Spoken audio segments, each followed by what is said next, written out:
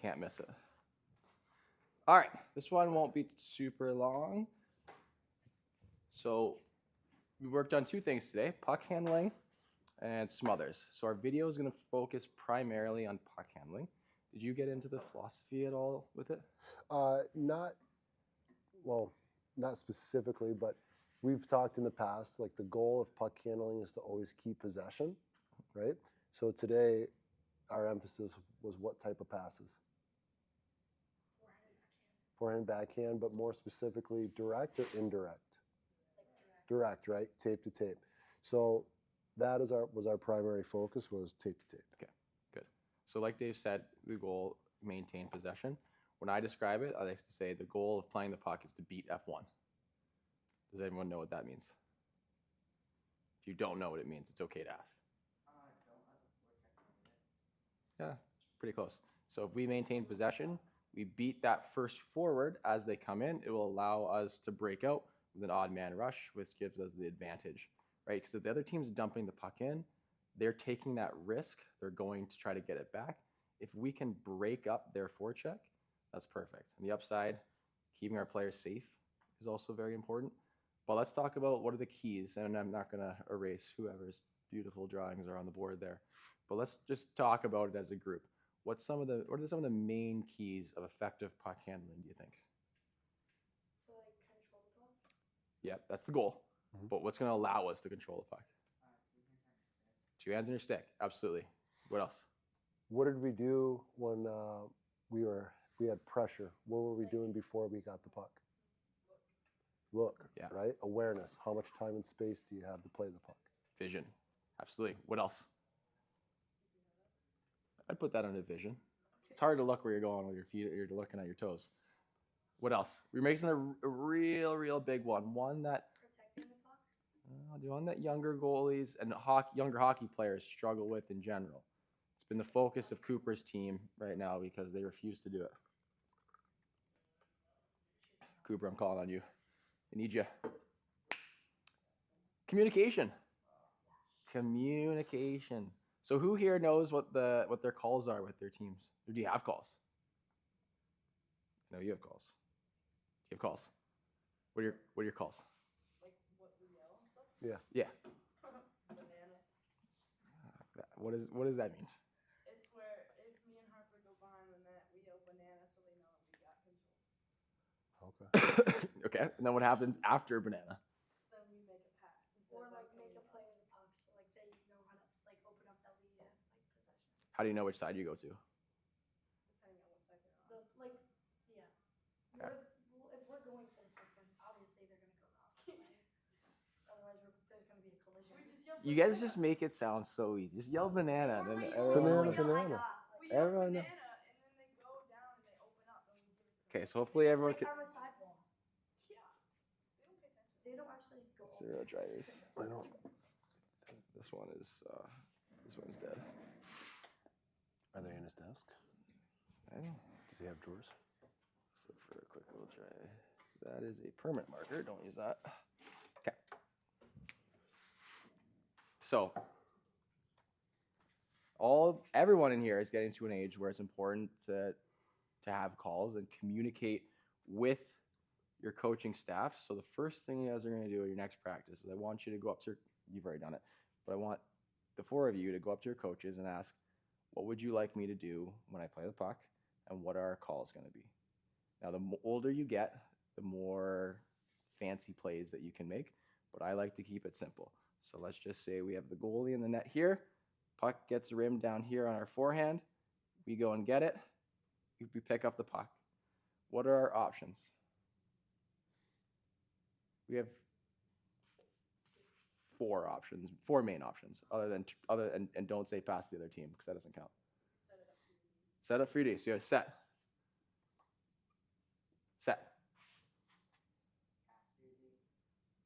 Pass your D. So what? Yes.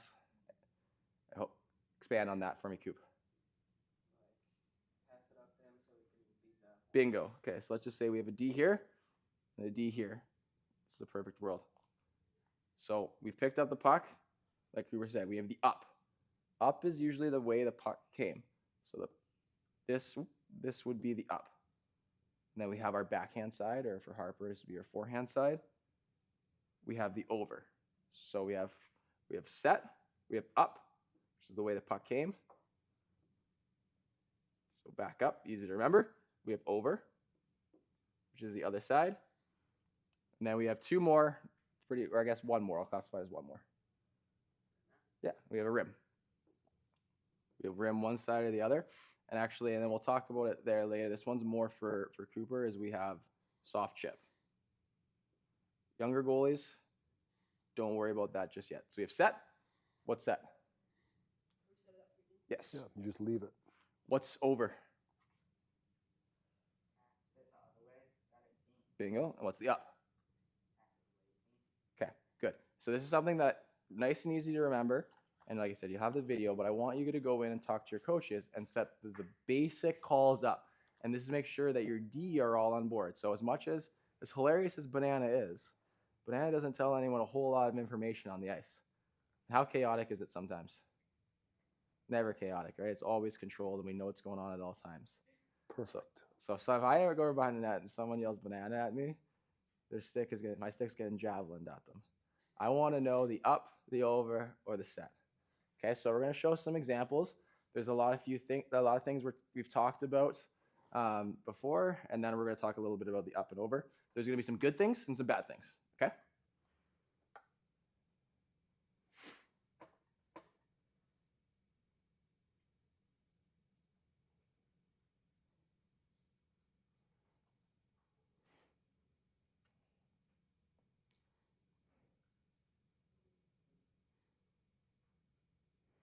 Okay. Goes back to pick up the puck.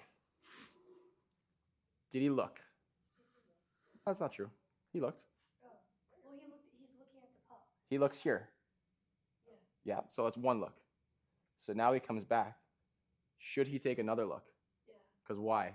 We should take at least two looks as we're leaving the net and as we receive it. But why would we want to take two looks and not just one look, Skylar?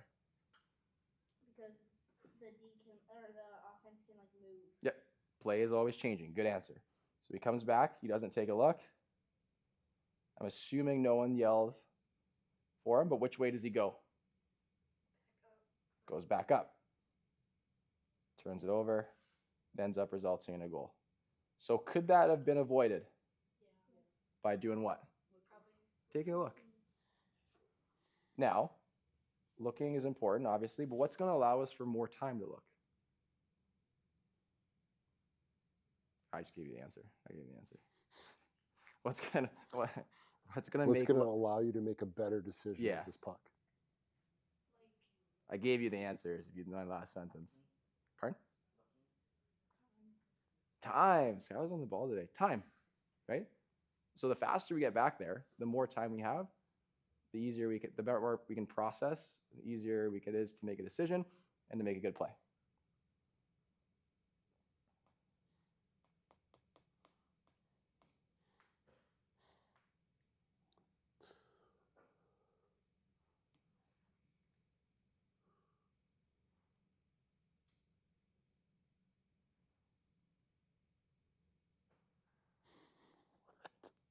Yeah, that was my thought exactly. Which Okay. school is this? This is 18s versus Lake State. I don't know who that was. Okay, puck's coming. What are his options right now? He decided not to leave the net, which is okay. It was a weird dump. And if you've ever played at the old, is this the program? That's CompuWare, yeah. Yeah, boards are a little bouncy. So he decides to stay in his net. And what are his options here? Like to play it behind the net. Okay, yeah, play it behind the net. What else? Cover it. Cover it, but typically you want to keep it moving. Yeah, what else does he have? Oh yeah. Right now, who is his closest person to play this puck? On his backhand side or his forehand side? Forehand. Right. So he's got two pressures, and we know what's the goal of playing the puck. To beat F1. Here's F1. He decides to shovel it back, ends up in a quick turnover.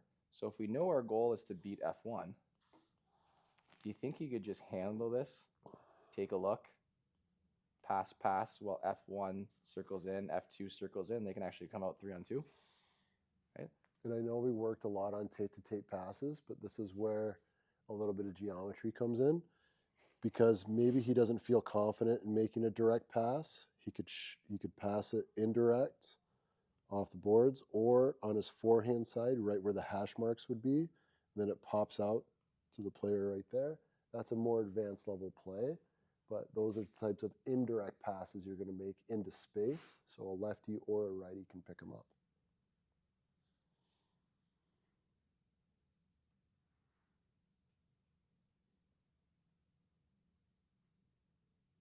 Okay, so now we have some good things. Why don't you tell me the good things you see here on this play?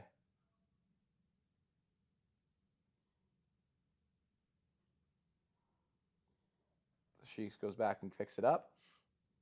It's the first thing he does. Looks, right? Where does F1 go? Good. And he goes the opposite side. Makes a nice pass. Break out. Another dump. Want this one, I put this clip in here. Look how fast he goes back to pick up that puck. Boom, picks it up, takes a look. Can What we go option back to that did he again? use? Yeah, sorry, go ahead. So the goaltender does a nice job here with Jamie's idea of when we make a pass, it's trying to beat the forecheck, or at least F1. I want you to notice how hard he rims this puck. So all the forecheckers are going to him, right? He rims this hard enough to get up to the winger on the wall so that he has time and space to make a play, and now they have possession, right? So when we do rim the puck, it's got to be hard with a purpose, not just blindly throwing it up the glass and hoping it gets there. Does that make sense? Okay.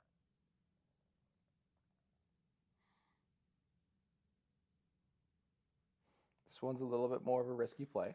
So he goes back to pick it up. He looks as it's coming in. What are his options? Yep. The over. Yep. What else? Well, we didn't really talk too much about it, but what else would it be? You could just hold it. Allow that player to come in and circle. Girls, you remember the drill we did at the side net? Carrying the puck with your chest up. If he goes back, a quick frame here. So when he gets the puck here, he doesn't have to play it right away. He can escape away from the forechecker, use that net to create time and space. Does that make sense? We have a clip coming up on that, but we have that net, excuse me, use it to your advantage. I think there's a few more good clips, and then I think there's some of Specs. Good. So Specs is our other goalie. He's not as confident at puck handling, but we're getting him into it. But I like this one. Watch how many times he looks. 1, 2. Makes his play. He already knows what's going on. He has some idea. So as that puck goes back, can we trust our defenseman? Sometimes. Oh my gosh, never. Absolutely never. It depends. Never. No. Almost never. No, no, you can't trust him. So, we go back to play the puck, who's in charge of making the decision? We are. So by taking that look, by having that vision, he looks twice, he knows what's going on. He realizes, okay, I don't have the over. None of my guys are there. All 5 are to my forehand side. Put the puck in the corner. This is a soft chip. This is for the older goalies. Soft chip to the corner, and I have like 3 or 4 more clips left. Soft chip to the corner is the alternative to a hard rim. So when I was at Michigan Tech, I crunched the numbers for the season and what we found. And so younger kids, don't worry about this for you and moving forward, and for the older guys watching this back. If every time the goalie hard rimmed around the boards, 80% of the time 75% of the time it resulted in a turnover. So we lost possession when we had possession. When we had a soft chip, meaning there's a D here, couldn't make a pass, instead of rimming it, we soft chip to the corner to create a battle. In zone, what's supposed to happen in your D zone positioning, or you use those systems, is you should be outnumbering them 2-1 in the zone. And what we found is that 80% of the time when we soft chipped to the corner, it resulted in us coming back up with the puck. So as I get older, I'm more of a believer in not hard rimming it and creating a soft battle. For you young kids, I just want you to be confident and go out and play the puck. Allow yourself to make mistakes. We don't care if you go out and play and turn it over. I just want you to be confident to go out, try, make sure you're following all the technique and the principles we've talked about. And then if you have absolutely no options, just make a safe play. Just shoot it to whatever side they're not on. And then get back to the net. Okay, this is the example I showed in. Specs picks it up in front, doesn't like what he sees. Their F1's coming in pretty hot. Boom. Uses that net to his advantage, buys himself a little time and space. This guy's ankles blow up. He makes the pass. Nice and safe. I think there's one more clip here. I want to get to UC Saros, and then we can get out of here. Good. Again. Miscommunication, but I like that he looks. You can see his head's up. Let's come here. Soft chip to the corner. Creates a battle for us. And we win. Let me find that Saros clip. There we go. And then one more thing, too. This is really, really important.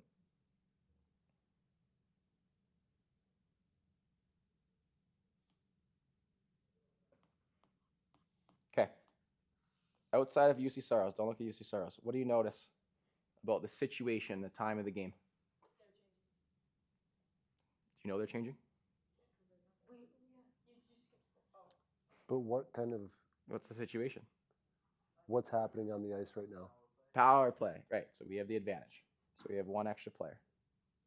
A couple of things here that I want you guys to know. So who here has had a stretch pass like this? Hopefully everyone. Skylar, it's okay if you haven't. You'll get there. We've all had a stretch pass. We all want to get this assist. We all want, to be on the scoreboard. Few things here. First, if that puck's on this side, should we dump it up into the boards, into the benches? No, never. Because we don't know if we're changing. The last thing we want to do is cause too many men in the ice penalty and we lose possession. Because that's 100% on us. That's a poor read on our part. The second thing here, too, is we want to make sure that if we're going to go for this pass, our player has a clear break. Meaning, if their D pressure is here, here, and our forwards here, are they in the clear? So what's going to happen if we pass it to that forward? They're going to chip it in, we're going to lose possession, or they're going to come around and they're going to break out. Now, your teams practice breakouts for a reason, right? It's strategy. It's for them to be able to outnumber the team, the opposition, and come in. So if we don't have a clear-cut play, where Saros has a clear-cut play, they've gone on a change, they have time and space to get into the zone clean. If you don't have a clear-cut play, just allow for your players to come back, set up, and break out. Because again, we've gained possession, so we lost it. They've dumped it in. We've regained possession. If we try to force a pass up ice, and it ends up getting, our player picks it up, and he gets outnumbered here, or chips and doesn't get it through, then we've lost possession where we could have broken that out. So I'm all for going for those stretch passes. Love them. But we got to make sure that player is in a clear-cut opening, and that, of course, we don't fan on it.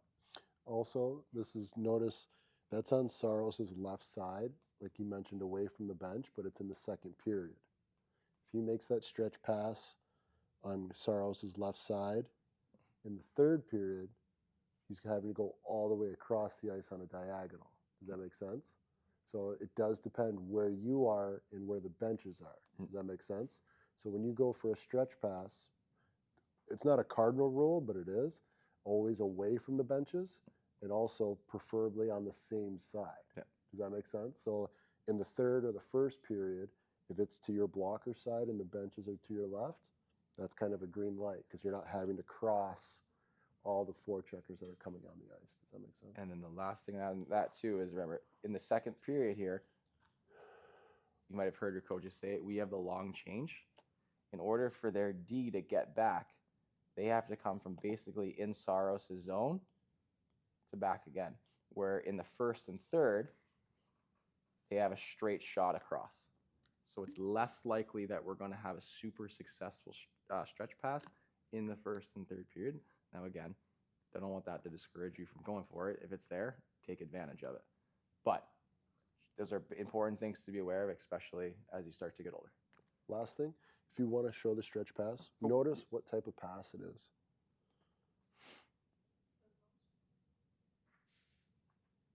See how it's flat and hard on the ice? He's not going for, a 6 sauce pass that's 6 feet high, right? He's keeping it flat and firm so the guy can make a play. See, he identifies all 4 guys are changing. That's a clean break. If one of their guys stayed back here, less clean. This is a clean break. You go for that. And I like what Dave said. Puck's flat, keeps it flat. I saw a few of you when you're doing the drill where you're catching it. You're just dropping it all laissez-faire, and it was bouncing and stuff. Keep the puck flat. I know we've talked about that. Keep the puck flat. Because can we trust our defensemen? No. If we can't trust our defensemen to give us the right calls, we definitely can't trust them to handle us giving us a bad pass. Any questions? Good job, goalies. No clinic next weekend, right? I don't know. Yeah. No clue. Correct. All right, guys. Great job today. Good job. Have fun at school tomorrow. You always will have fun at school. Thanks. School is awesome.